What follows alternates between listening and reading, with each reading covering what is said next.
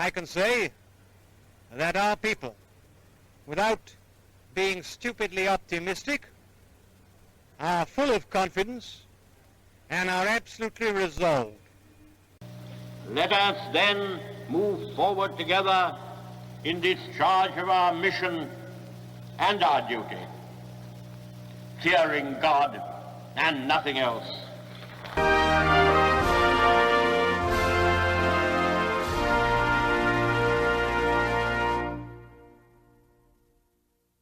Hello and welcome to Since Attlee and Churchill, the podcast about British political history since the Second World War.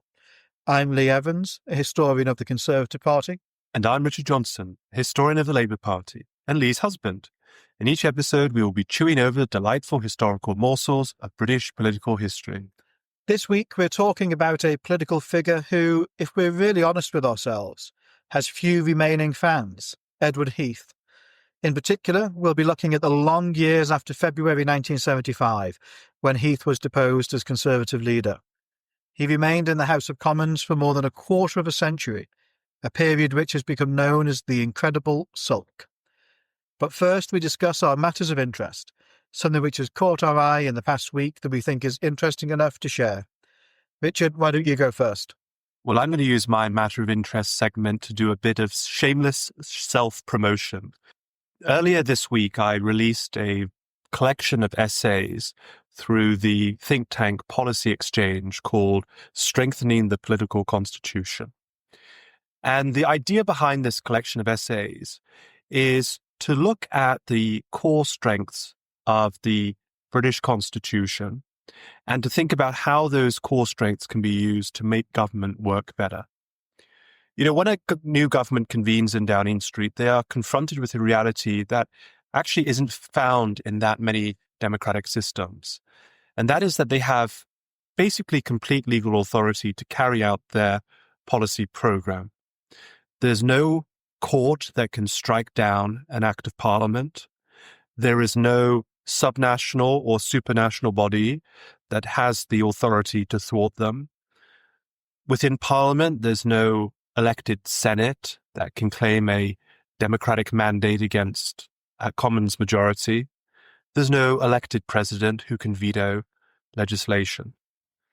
An American ambassador to London once marveled, quote, "It took me a long time to understand that a British government with a simple majority in the House of Commons could do pretty much what it wants. I kept looking for constitutional checks and institutional balances that could stay the will of a British government, but I could find none."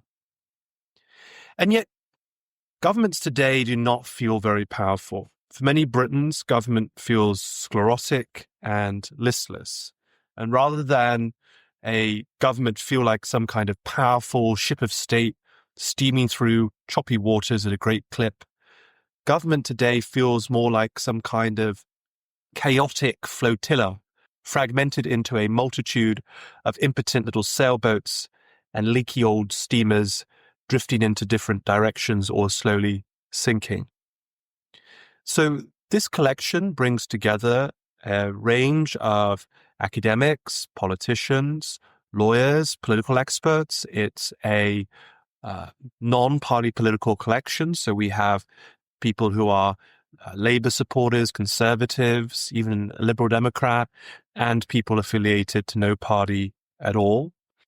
What I think unites this diverse array of contributors is an understanding that the idea that there is no legal limit on a British government, that the limits of politics are set through politics, set through political contestation, is actually really worth preserving and making greater use of. I could recommend in particular an essay written on Conservatives and the political constitution, written by none other than you, Lee. So thank you very much for your contribution. And if our listeners want to have a look at that collection, we'll put a link to it in our show notes. Well, it was my great pleasure to make a contribution to that collection, partly because we have a dearth of serious constitutional thought, I think, in this country, where there's just not enough actual engagement in the way in which the Constitution operates and whether that helps or hinders good government. What we do have a lot of is, I think, very predictable, quite cliched solutions that are rolled out to every problem, whether that's sort of codification or a Senate or PR or a bigger role for the judiciary. We hear so much about that. We don't hear much really about how can we make the political bit of our system more effective. And if I made even a small contribution to the thinking about that in the Conservative side with this collection, I'm very pleased to have done so. More than small. But my matter of interest this week is about the idea of a father of the house. In our main segment, we'll be talking about somebody who became a father of the House of Commons, but there's no equivalent in the House of Lords. And this got me thinking, who would it be? So I looked at a couple of examples through history. First of all, of the longest serving peer since the Act of Union at the beginning of the 18th century. That was somebody called Dominic Browne, the 4th Baron Arranmore, who was part of the Irish peerage. He was born in 1901 and took his peerage in 1927. And remarkably, he was in the House of Lords for 72 years and 108 days. But even more remarkably, he didn't leave the chamber because he died. He was kicked out by Tony Blair. He was, of course, a hereditary peer. And when in 1999 the vast majority of hereditary peers were dismissed, he was among them. The longest serving peer today is similarly a hereditary peer, the Lord Trefgar, and he's been there since 1962. He was lucky enough to survive as one of the elected hereditaries on the Conservative benches in 1999. He's quite an interesting character. So the Electoral Reform Society have accused him of being a block on further reform in the Lords because of his habit of tabling wrecking amendments, for example, to a draft bill to abolish by-elections for hereditaries back in 2018, something which will definitely attract the criticism of the Electoral Reform Society, but earn quite a bit of admiration from me for sure. But, of course, Keir Starmer wants to get rid of him as well. And if he succeeds in doing so, when the last of the hereditary peers go, the longest peer will then be one of the life peers, a lady called the Baroness Cox, a former Conservative who for the last 20-odd years has sat as a crossbencher. So there are no mothers or fathers of the House in the House of Lords as such. But of course, by the very nature of that chamber, it does have a lot of long-serving members, which I wanted to make my matter of interest for this week. Yes, and just to say that on the hereditary peers, when Tony Blair was getting rid of the hereditary peers at the end of the 1990s, Baroness Trumpington, who was a Conservative life peer, defended the hereditary peers on the grounds that they tended to be the younger members of the House of Lords, because often they would inherit their peerages in their 20s or 30s and would bring a kind of youthful vigor to the House of Lords. So the hereditary peers both are some of the longest serving, but part of the reason why they're among the longest serving is that they often would enter the House of Lords at a much younger age than the life peers, although there have been recently some examples of quite young life peers appointed, not just on the Conservative side, but also I think Plaid Cymru has the youngest life peer at the moment. Anyway, we turn now to a figure who never sat in the House of Lords. In fact, was given probably many, many opportunities to rise to the House of Lords, but stubbornly refused to do so during his long post-premiership period. We're, of course, talking about Sir Edward Heath. But before we talk about Edward Heath's post-premiership, this period in which he was known as the Incredible Sulk, perhaps it would be useful, Lee, if you could tell us a little bit about Edward Heath's political rise. What are some of the main highlights that our listeners should know about this Prime Minister? Absolutely. So the remarkable thing about Ted Heath, and the reason why we've chosen him for this week's podcast, is that his ascent in politics and his decline in politics are almost equally as long. So he first gets into Parliament in 1950, and he enjoys a really quite rapid climb up the greasy pole. He becomes Chief Whip under Anthony Eden. He's very close to Macmillan, very close to Hume. In fact, on the evening that Macmillan becomes Prime Minister, he goes out for dinner with Ted Heath to celebrate. And so really from very early on, he's at the heart of the Conservative operation in the House of Commons. This puts him in a really good position in 1965 to contest for the Conservative leadership. He wins it. That makes him Conservative leader in 1966 when he goes up in his first of 4 elections against Harold Wilson. He loses badly. In 1970, there's a rematch where Heath wins, spends 4 years in government, really tumultuous time. There's the end of the Bretton Woods system of international currencies. The Yom Kippur War happens. There's a global energy crisis.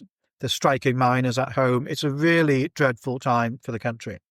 To try and resolve matters domestically, he gambles on an election in February 1974 and loses. That's a third of 4 contests between him and Harold Wilson. And then in October, there's a repeat, and Heath loses it again. Those of you who have listened to one of our recent podcasts about the rise of Margaret Thatcher will know that she challenged him for the leadership. Heath is defeated, and then in 1975, this very long period of his post-premiership, post-party leadership political career begins. So quite soon after Margaret Thatcher defeats Heath and removes him from the leadership, the country returns to the polls for the third time in just a year and a half. This time, for the first time in UK-wide political history, there's a referendum in June of 1975, which is the referendum on whether Britain should remain in the European Economic Community, the present-day EU, or not. Now, Edward Heath was the Prime Minister who brought Britain into Europe. He was a passionate Europhile, and he's just been deposed as the leader of the Conservative Party at a moment where he could have, I suppose, really made that a defining element of his leadership, his role as leader of the opposition.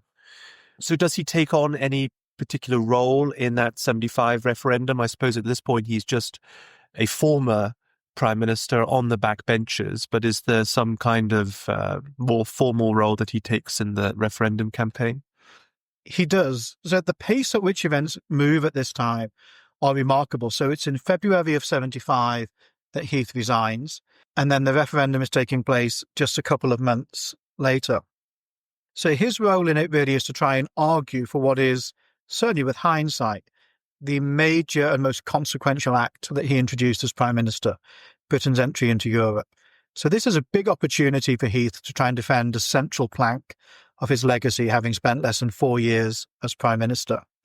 It's also an opportunity for him as well to try and bat away some of his critics who allege that he took Britain into Europe with an insufficient mandate. It's perhaps ironic, but as he takes on a big role in this campaign, that he had in fact opposed the idea of a referendum even in the most recent general election. He takes the lead for the Conservatives to make the case in Europe. Margaret Thatcher very much has a backseat role in that campaign. She's in fact very generous and very, very praising of him around this time. So, for example, when they're there at the launch of the Conservative campaign for staying in Europe, she speaks about him in the sort of terms that she would never use again, and says, "You have done more than anyone else to ensure Britain's place in Europe." And she even goes on to say, "It is naturally with some temerity that the pupil speaks before the master, because you know more about this than the rest of us." And Heath is loving this campaign. It's a chance for him to work with people who he actually gets on with quite well, people like Roy Jenkins, who have been former political foes, but who is very much aligned with on these questions. It's also a chance for him to speak on a topic on which he has enormous authority, and therefore great ease with the facts and great ease with the arguments. You see that, I think, perhaps at its best in the televised Oxford Union debate, where it's Edward Heath and Jeremy Thorpe versus Barbara Castle and Peter Shaw. And Heath is just effortlessly across the brief and so capable of making that argument. So in many ways, it was a hugely important moment for his post-premiership and could have set the tone for what was to come. So after the referendum, the Conservatives are in opposition and remain so for nearly 4 more years. What role does Heath play in that period when the Conservatives are in opposition, Margaret Thatcher as leader of the opposition? Does he attempt to build bridges with her? Obviously, they're from different wings of the party. He's more on the sort of left of centre of the Conservative Party, and she's more of a sort of dry, liberal, neoliberal type. But can they find some common ground? Does she offer him a place in the shadow cabinet, for example? Well, after the referendum, there is this perception that Heath had done such a good job at making the case for Europe that if he was to signal that he wanted to join the shadow cabinet, it could be quite hard for Margaret Thatcher to say no. Certainly that she would look like the spiteful person if she was to say no at that stage. However, things get off to a bad start where shortly after the referendum in the House of Commons, Margaret Thatcher praises the role that Ted Heath played in the campaign and is really quite generous and quite kind to him again. And he just sits there stony-faced and doesn't even acknowledge the compliment. And there were quite a few people on the Conservative benches who thought that was just graceless and that there was no real charm coming out of the man. There was no attempt to even accept a compliment from the woman who had defeated him fair and square in the 1975 leadership contest. This creates a bit of a tussle then between their respective offices. So Margaret Thatcher's office let it be known that the day after she became Conservative leader, she approached him and was going to offer him a role in the shadow cabinet. And he was basically rude to her, turned his head sideways to the point that she could only see his profile and said, "I'll remain on the back benches." He denied being rude, but I think Heath often denied being rude when other people thought he had been. So we can't put too much weight on that. And Heath put out a statement in which he said that was not quite an accurate tale of events. But it actually helped Margaret Thatcher enormously because Heath had confirmed that he had said to Thatcher that he did not want to join the shadow cabinet. He was content to be on the backbenches where he thought he'd make these big grand speeches on matters of international significance. And so she was able to say in that case that, well, I made the offer, I reached out, he was the one who snubbed me. So really throughout that period of the late 1970s, he sort of feels liberated really to go around and pursue his pet projects, to talk about the things that particularly matter to him. Europe is one of the biggest ones in the political space, but also topics like music and sailing, which he writes books on. Books actually did incredibly well and sold very well. Sold so well that you can still occasionally find them in charity shops, actually, even now. And it's said that he made about £300,000 authoring these books at the end of the 1970s.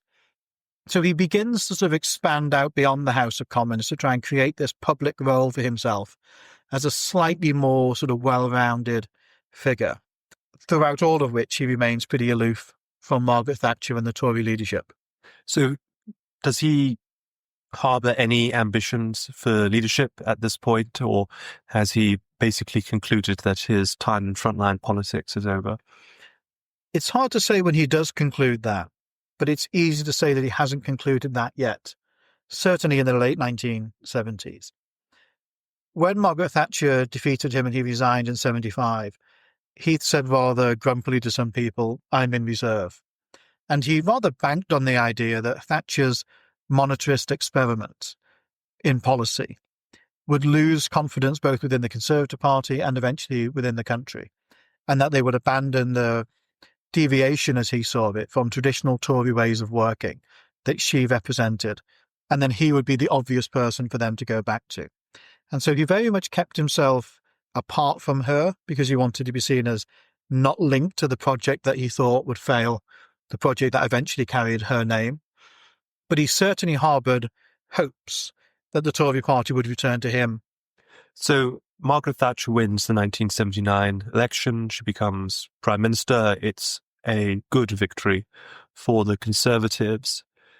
What role does Heath play in that new government, if any, or does he just simply continue to wallow on the backbenches? Yeah, so the first thing it's worth saying is that Thatcher's victory in 79 was slightly larger than Heath's victory in 1970. And this is quite an important sort of achievement for her relative to him, because at the time we weren't to know that she would go on to win two further elections, both of them by landslides. So I think that rather kind of niggles with him somewhat, that she has achieved office with a greater majority than he did. With hindsight, I think her election victory confirmed his fate. But at that stage, there was some talk about whether or not he would be invited to become Foreign Secretary. Certainly Thatcher knew that he actually hoped that this would be the case. He never really engaged with her or spoke to her about it, but it was out there that this was a possibility and that he would be rather keen on the idea. And he had done this for Alec Douglas-Home when he was Prime Minister. Absolutely. So in 1970, he had brought back his predecessor as leader to serve as Foreign Secretary. In general terms, actually a very good idea if the relationship can work, to try and boost Britain's representation on the world stage with somebody who has more clout than just somebody who's on their way up in political life. In reality, it never would have worked. I think they were such different people, they had such different visions, they had such strong convictions that they never really would have been able to work together around the cabinet table. Collective responsibility would not have worked out. And certainly I think this was Thatcher's view. In the early hours of the morning after the election, she wrote to him directly to tell him this, in effect, and say that it would be Lord Carrington who she asked to be Foreign Secretary.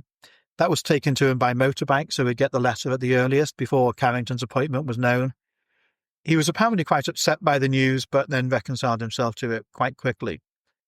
What he was much more upset by was an alternative offer to play a rather lesser role on the world stage, but still a very important one. Thatcher did invite Heath to become Britain's ambassador to the United States and see this as a way to try and get him out of frontline British politics. He declined and felt it was a bit of a snub to even be offered the role and thought nothing more of it. But then Number 10 let it be known publicly that he had been offered this role and declined it. People like Roy Jenkins said this was a very silly move on Thatcher's part. And there is some suggestion that that was when their already very difficult relationship basically became irreconcilable. Yes, it's interesting. I just written a piece for the LSE blog, which we can put in our show notes, about politician ambassadors from Britain to the United States. And I suppose one of the interesting bits of context there is that from 1977 to 79, the British ambassador to the United States had been a Times economic journalist, Peter Jay. Now, the other relevant piece of information, I suppose, to say about Peter Jay is that he was married to the daughter of the man who appointed him ambassador. He was Jim Callaghan's son-in-law. He was married to Margaret Callaghan. And when Margaret Thatcher became Prime Minister, she had no interest in prolonging his time in Washington, even though normally a British ambassador to Washington would spend more than just 2 years, which is all he spent out there. And so it's interesting that she did consider replacing Jay with another politician, one of much greater eminence, I suppose, in the form of Ted Heath. But when that didn't work out, she reverted to the usual practice of installing a very senior diplomat. And that remains the case for all of our ambassadors to the United States from 1979 until this year, when Keir Starmer appointed the Labour politician Peter Mandelson to that role, which is quite interesting. Yes, it's hard to know whether Heath would have really been very good at the role. In one sense, he wasn't particularly interested in America. That was never really where his great international focus was. He was much more interested in Europe, of course, but also in China and also in the Middle East. He was not really an Atlanticist. So it was an odd suggestion in some ways to make him ambassador to the US. I assume in part it came around just because it is the most prestigious diplomatic appointment, and therefore it was the one that was maybe seen as most likely to tempt him. Yes, I agree. I think probably it was from Thatcher's perspective, particularly as Thatcher being much more of an Atlanticist, she would have valued that and seen that role as the most eminent diplomatic posting. And really, I think it was largely seen as the most eminent diplomatic posting then as it is now. But you're right, Heath was probably one of our most anti-American prime ministers of the modern age, actually. I mean, I don't know how far back you'd have to go before that, Lord North. No, that's probably a bit unfair. Okay, so Thatcher becomes prime minister. Heath declines the option of going to Washington. He stays on the backbenches in the House of Commons. This is the early 1980s is an era of great tumult in British politics. The Labour Party is tearing itself apart. Then you have the formation of the Social Democratic Party, which is led by, or it's created by former Labour politicians, the so-called Gang of Four: Roy Jenkins, Shirley Williams, David Owen, and Bill Rogers. But the SDP aims to also bring in disaffected Conservatives. They form an alliance with the Liberal Party, and basically this is an attempt to create a party of the centre ground of British politics. I think also in terms of policy, what distinguishes the SDP particularly from the Labour Party at that time, was it was a pro-European party as well. So given that Edward Heath was very disaffected with Thatcher, with Thatcherism, and that kind of turn to monetarism, which he himself abandoned when he had been Prime Minister, that the SDP was a pro-European party, was he ever attracted to the possibility of becoming the most senior Tory defector to the SDP? Was there much of an effort by the SDP leader Roy Jenkins to try and bring Heath on side? I think they had a reasonably good relationship. So what's the relevance of the SDP to Heath at this point? There was a huge amount of speculation at certain stages as to whether or not Heath would be the biggest catch for the SDP. Already they were really a party of heavy hitters, I think, from their very formation. You mentioned Jenkins in particular, a former Chancellor, a former Home Secretary, a former President of the European Commission, already a very big name. But Heath would have been the biggest name of all. And with David Owen, you had a former Foreign Secretary as well. Absolutely.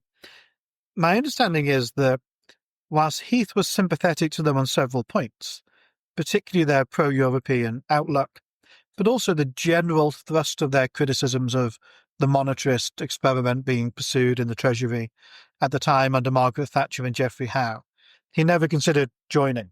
I think this is for a few reasons. One of them is that ultimately the SDP proved much less credible with people on the Conservative side than with people on the Labour benches. Now, there were dozens of Labour MPs who would defect around that period. Only one Tory MP ever joined the SDP. So there was not really the same momentum and energy about splitting away from the Tory party at the time. In particular for Heath, I think what persuaded him that he shouldn't go and what made him never really entertain the idea was that he thought he was in the true Tory tradition. He very much saw himself as being the successor to Churchill and Eden and Macmillan and Douglas Hume.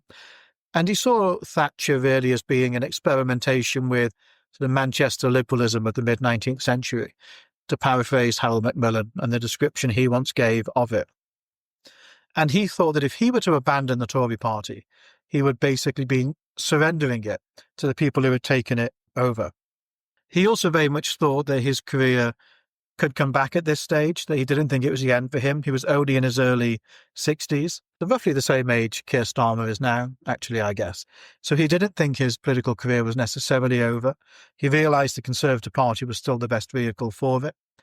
He did occasionally talk about how, particularly when the SDP were polling very well, that if there was some form of national government, some form of coalition government, he could be one of the Tory figures in a government alongside people like Roy Jenkins or Shirley Williams. But my understanding is he never actually thought about defecting.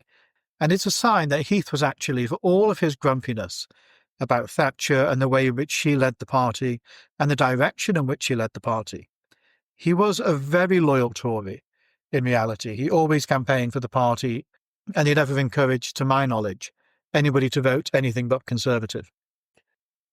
And he's not tempted at all by the House of Lords. He remains in the House of Commons during this period, even though eventually, by the end of the 1980s, his successors, Harold Wilson and Jim Callaghan, have both taken peerages and entered the House of Lords. He remains stubbornly on the green benches. Why? I would say it's because he does harbour hopes that he will come back to a front bench, if not leadership, role. There are a couple of signs that this may have been going through his mind. One of them is that he refuses to write memoirs for a very long time.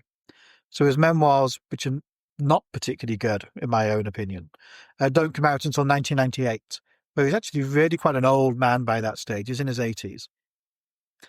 And part of the reason why he's so slow to write them is because he's remaining quite busy. He's an MP, he's travelling a lot, he's going to China pretty much every year, he's spending time in the Middle East and around the world. But it's also just because he thinks once he writes his memoirs, that's his opportunity to say, this is my version of events, and the events with me in charge are basically at an end. And I just don't think he wanted to do that. The other sign that we have that he may have thought about coming back is that in Chequers, the grace and favour country home that prime ministers can use, each former prime minister gets given a stained glass window to mark the fact that they spent time there in the house. And Heath was just so reluctant to have his done. He felt that even this thing that people don't really know anything about beyond prime ministers, in a sense, I'm not even sure most senior politicians know, there's this wall of stained glass windows. He felt that if he conceded to having it done, then again, that would be a mark that his career was at its end. I think he felt very much the same way about the House of Lords as well, that would be saying, right, well, my career is done in practical terms. And that's just something he was never willing to countenance until it was very obvious that it was over. Now, not only is Edward Heath in the 1980s standing for re-election in his constituency, but he also stands for another office, which is Chancellor of Oxford University. Oxford has just had a Chancellor election earlier this year, and William Hague, the former Conservative leader, became the Chancellor. And if you go back further in time, Harold Macmillan, of course, served as Chancellor of Oxford University, another Conservative leader and Prime Minister. So I suppose Edward Heath had ambitions to put himself in that particular role. How did that all unfold for Sir Edward? Yes, so Macmillan dies at the end of 1986. And at the time, he is still in office as the Chancellor of Oxford, having been there since 1960. That's a topic we'll return to, I'm sure, because it's a remarkable contest in and of itself, because he's incumbent Prime Minister at the time he stands in an election to be Chancellor of Oxford. Really quite a remarkable and risky thing to do. But yes, he dies at the end of 86. And in some ways, Edward Heath has a very obvious claim to succeed him. But in fact, Heath's bitterness in the preceding years had really been his undoing. I would actually go as far as to say if it hadn't been for the way in which Heath conducted himself, this great period of sulking under Margaret Thatcher's leadership, I think there's a very good chance he would have actually gone on to be Chancellor of Oxford. The reason being that a bunch of young Conservatives in Oxford in the mid-1980s decided that Heath was persona non grata, that he'd been so disloyal to Margaret Thatcher, that they decided they wanted to try and find an alternative Conservative candidate to put up against Heath and whoever else was standing.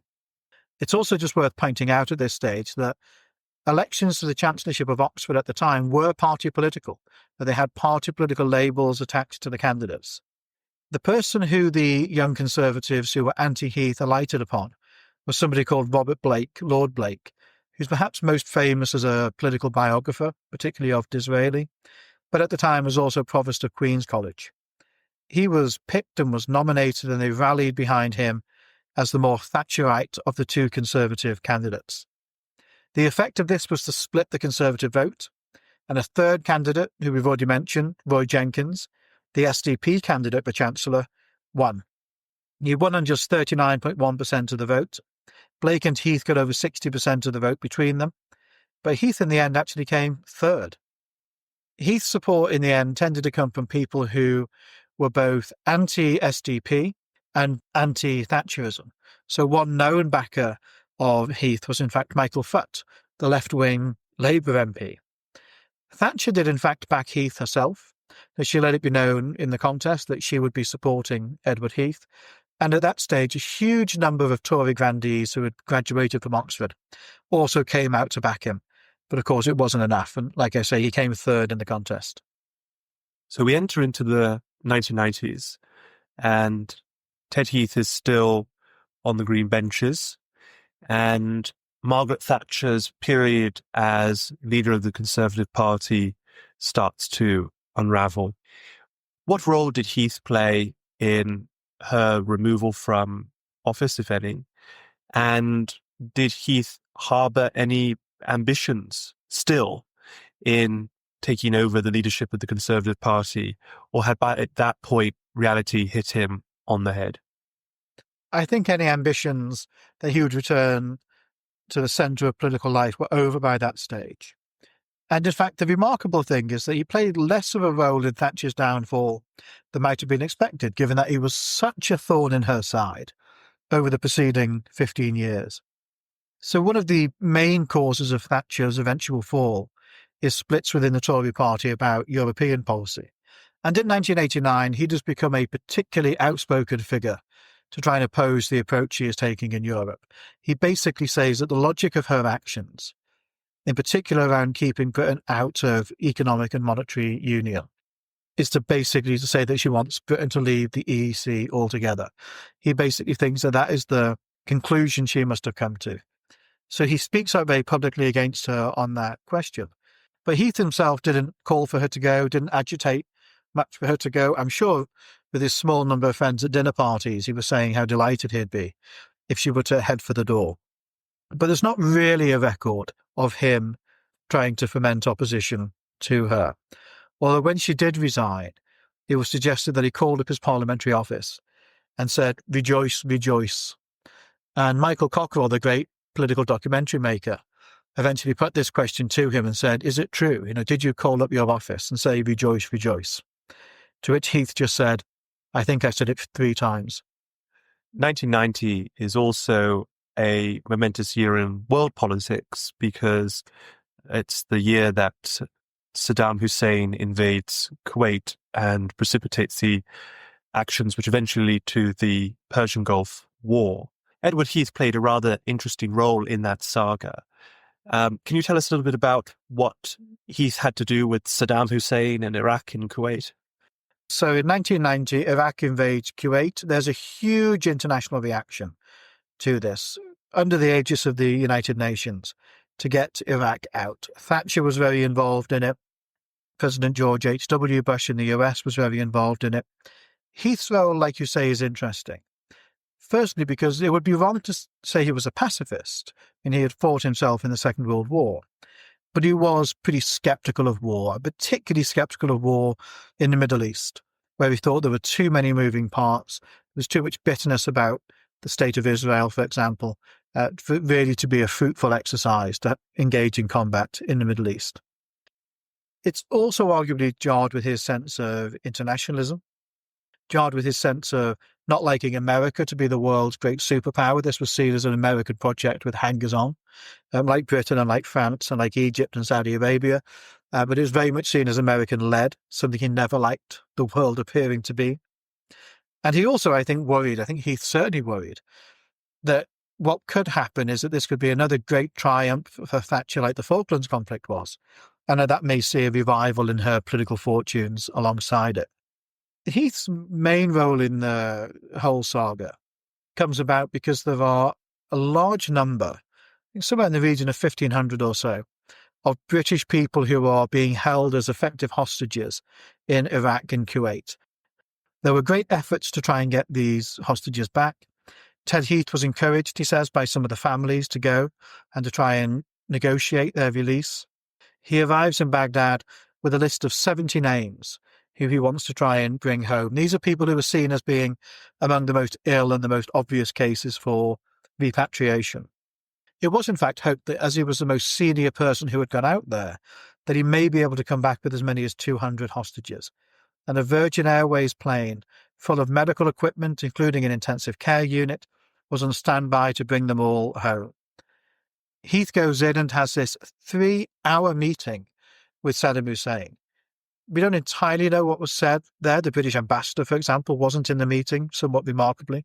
But it ends with only 33 hostages being released and a promise that about 30 more would be released later on. This is a grave disappointment to Heath, undoubtedly. He was going to have a triumphant press conference. It gets cancelled. But he comes back to the UK, and I think the mood is basically that any number of hostages returned is a good thing. So he's cheered into the House of Commons. The families of the people who he got back are delighted, of course, with his efforts. But in many ways, I think it was a bit of a disappointment to Heath. I also wonder to some degree, did he not go out there thinking that he could play a role in negotiating a wider peace settlement, not just an attempt to try and get these hostages home, but an attempt to try and solve the whole question of Kuwaiti sovereignty? But it's quite clear that wasn't really on the table, and that wasn't really even in his skill set anymore. There's a rather amusing scene in a documentary that was made about Elizabeth II at that time. The Queen is talking to James Baker, I think, the US Secretary of State under George H.W. Bush. And they're having a conversation about Saddam Hussein. I think the Queen asked something like, is he in full command of his faculties? Is he the master of his own fate? Is he really the one running the show in Iraq? And so that's quite interesting that the Queen is sort of asking questions like that. And Ted Heath is part of this trio in conversation. It's a drinks party or something. At some point, there's a discussion about sending people over to talk to Saddam Hussein. And Baker sort of suggests that it's not possible for him to go over to see Saddam Hussein. And Ted Heath butts in and says, well, I went to see him. And the Queen breezily replies, oh, yes, but you're expendable now. Which I thought was quite a funny little put down by the Queen. So after the Gulf War, there's the 1992 election. The Conservatives are returned again. Margaret Thatcher is not only no longer a Conservative leader, that's John Major, but she chooses not to stand in that election. She soon becomes a member of the House of Lords. But Ted Heath does stand again in that election, and he becomes, I think this is the point where he becomes the father of the House, the longest serving member of the House of Commons at that point, in terms of who's sitting in the House of Commons, having first been elected in 1950. So does being father of the House convey any particular powers or privileges that Heath can now make use of after all these years? Not really in terms of power or privilege. I mean, as a former Prime Minister, he was inevitably somebody who would be called upon quite high up the order paper anyway by the Speaker. But certainly it confirmed his status as the most senior member of the House of Commons at the time. And very often it would be that the Prime Minister would speak, the Leader of the Opposition would speak, and then Sir Edward would speak. Sir Edward, as by this time he was a Knight of the Order of the Garter, the highest order of chivalry. The great responsibility of a Father of the House is to oversee the election of a Speaker at the beginning of a new Parliament. And that's what he did for the first time after 1992. In fact, he oversaw the election of the first woman Speaker, Betty Boothroyd. There was some debate about what would happen after the 1992 general election. The preceding Speaker had been a Conservative, and there were some who thought, after the pretty bitter 1992 election campaign, that the Conservatives won, therefore there should be another Conservative Speaker. Heath was very much of the view, in fact, that it was Labour's turn, and the way in which he oversaw the contest, some said that he helped make it easier for Boothroyd to take the chair. But anyway, I think most people would agree, certainly with the benefit of hindsight, that she was a very sound choice of Speaker, and so it all worked out okay in the end. Did Heath himself ever consider the speakership? I don't think so, no. I've never seen any suggestion of that. Whilst he was very much a House of Commons man and did spend quite a lot of time in the House of Commons, he also really valued the ability to travel around the world. And that's, of course, something which wouldn't have really been possible if he was in the chair for so many days. So it's quite remarkable that Edward Heath is elected in 1950 when Clement Attlee is Prime Minister, and he remains in the House of Commons until the 21st century, until 2001, when Tony Blair is Prime Minister. Why did he eventually leave the House of Commons? And tell us a little bit about the very end of his political and earthly life. Yeah, so I think his health basically made it inevitable that he would leave the House of Commons in 2001. He toyed with people for a little bit of time about whether he would or not. But he had suffered from a cancer in 1992 that was thankfully treated and operated on. But then by the end of the 1990s, he was approaching his mid-80s. His health was beginning to fail him somewhat. And in 1998, he brought out his memoirs. And this really triggered some agitation within his local constituency party to say, well, maybe it's time for a change. We'll have had 51 years of Edward Heath. Maybe it's finally time for a changing of the guard. And he conceded that was the right time for that to happen. There was some talk then about whether or not he would finally take a peerage. It seems he was just never particularly interested in it. He liked being Sir Edward rather than Lord Heath. Interesting to speculate where he would have chosen. He could have been Lord Heath of Old Bexley and Sidcup, his constituency in the end, or he could have been Lord Heath of Broadstairs, where he grew up in Kent, or Lord Heath of Salisbury, where he eventually chose to live at Arundel's. I suspect it would have been one of those three. I'd be very surprised if it wasn't. After he leaves the House of Commons in 2001, his health deteriorates quite sharply. He has some issues with blood clots on his lungs, which require treatment. And by 2003, it's quite clear that he can't really walk much at all. He can stumble around maybe a little bit, but can't really do anything that requires any physical movement of any note. He spends almost all of his time at this stage at Arundel's, his very beautiful home in Salisbury, just opposite the cathedral. I think it's quite a lonely existence towards the end of his life, to be honest. He has this number of friends, but of course, he's in his mid-late 80s. Lots of his friends are dying as well. Even when he has visitors, they're not always there for all that long. He gets into the habit, apparently, of asking his police drivers to take him out to a rural Wiltshire pub after dinner most evenings, and then he'll sit in the pub for a little while and drink a whiskey and then go home. One thing it's worth saying, actually, is about that home, Arundel's in Salisbury, that meant so much to him. He was a prime minister who never married. He didn't have any children. So he had this vision of his home as basically being like a presidential library in the United States. Some could say almost like a shrine to Sir Edward Heath. In the end, it wasn't an idea that worked out. Posthumously, they had to give away his papers. I think they're at the University of Oxford, now at the Bodleian Library. But the house still has his name attached to it even today, and it is open for visitors for much of the year and also puts on lots of events. In some ways, it's the great legacy that has outlived him, as he finally died at the age of 89 in 2005. I'd say also that Edward Heath struck up a perhaps unlikely friendship with another long-standing politician of his generation, which was Tony Benn. And you can see in Tony Benn's diaries in the early 2000s that he's often on the phone to Edward Heath, and they particularly strike up a rapport over opposition to the Iraq War. And he sees Heath as something of a sounding board in Benn's machinations to try to oppose Blair's war. Ben is quite funny, actually, when Heath dies in 2005. He gives an interview with the BBC in which he says that he always quite liked him, but acknowledges his reputation for grumpiness. And then Ben happens to say, he's much to the left of Tony Blair, of course, but that's all I'll say about him politically. Well, thank you very much, Lee, for that really fascinating insight into the post-premiership of Sir Edward Heath. We finish our podcast as usual with discussion about the books that we are reading at the moment, and I'll start us off this week.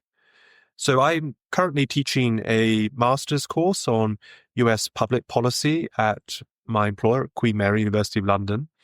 And one of the books that we read in our course this week was a book called The Road to Inequality: How the Federal Highway Program Polarized America and Undermined Cities by Clayton Now.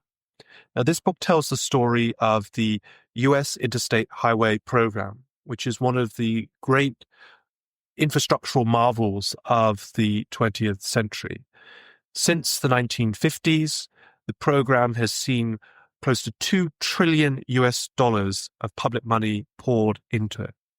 And when the interstate highways were first built, this infrastructure project was not just the largest in U.S. history, but quite possibly the world at that point. The book has many remarkable statistics.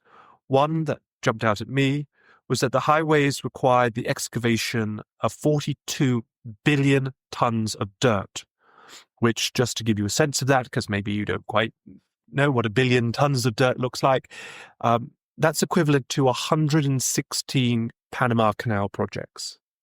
It was remarkably fast-paced. The federal government used its powers of what's called in the United States eminent domain to compulsorily purchase land for the construction of the highways, and it transformed the American economy, led to prosperity and growth in many aspects of the U.S. economy. But it also had some major economic and political downsides. For one, the highways were built to serve the suburbs, not the cities. And one of the arguments that this book makes is that the highways program accelerated the decline of America's cities in the second half of the 20th century. They were made so that people who owned cars, which obviously would be people with more affluence, could get in and out of the cities. It meant that they could move away from the cities and still make use of the economic or cultural offers of the cities, but now they were no longer paying property tax to the cities, which meant that the cities faced a huge fiscal shortfall. Clayton now also argues in this book that the highways were built in a way that destroyed urban neighborhoods through that eminent domain process, with little regard for the communities that had existed there for generations that were being literally torn up, and what remained was quite unattractive. But I think probably the most interesting contribution from this book is about the political ramifications of the highways project, because Nowell argues that in taking out the sort of more conservative-leaning, more individualistic middle classes from America's cities and putting them in the suburbs, this made the Republican Party a much more thoroughly suburban and rural party, and really crucially took out a kind of urban Republican Party, which had all kinds of untold consequences for the development of the American party system and public policy and polarization. And where I might link this to the United Kingdom is thinking about how ostensibly non-party political matters like infrastructure projects or housing can have knock-on party political consequences as well. If we take, for example, the failure to address the housing crisis, particularly in London, and the crisis of affordability in London, what we've seen in the last decade or so, really the last generation, but particularly intensely in the last decade or so, is the movement of young professionals further and further outside of London if they're seeking to get some kind of family home. And what this then has meant is that people with certain political values are now living in parts of the country where they might not have previously lived. And in particular, kind of more liberal or Labour-leaning younger people are moving to sleepier suburbia or even rural areas and then transforming the politics of those areas. And so I do wonder if the Conservative Party had been able to get to grips better with the London housing affordability crisis, then perhaps it may not have seen quite as many seats fall to Labour and the Liberal Democrats in the far outer reaches of London as actually happened in the most recent general election. So, Lee, what is your book this week?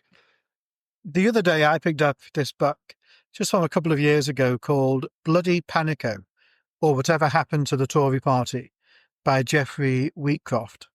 The best thing about the book is its title, in all honesty. So this term, Bloody Panico, is a reference to a quote from a brilliantly named former Tory MP from the second half of the last century, Rear Admiral Sir Morgan Giles, who once, in an attempt to try and steady fellow Tory MPs, used the words pro bono publico, no bloody panico. So meaning for the public interest, don't bloody go about panicking. And this is arguably the most famous thing that Morgan Giles ever said, much more famous than many of his utterances in the House of Commons. And Wheatcroft has borrowed it for this book, which really just gives an account of recent decades in Conservative history, written with lots of catty asides and a generally very critical tone. At its most frustrating, it's a little bit like being sat in a pub with the local village Lib Dem, who just pours out everything that they know or think they know about British politics with a certain degree of self-satisfaction and self-righteousness. It's quite an annoying read, in my own opinion. Even when it's correct and when it's right, it has a pretty irritating tone. Wheatcroft, I think, does use some rather nice turns of phrase. For example, he says about the Tory party, quote, "It might be that between the reigns of Charles II and Charles III, the party was the political equivalent of the proverbial Stradivarius violin, which has been repaired so often, none of the original wood survives." I think the more common example would be sort of Trigger's broom from Only Fools and Horses.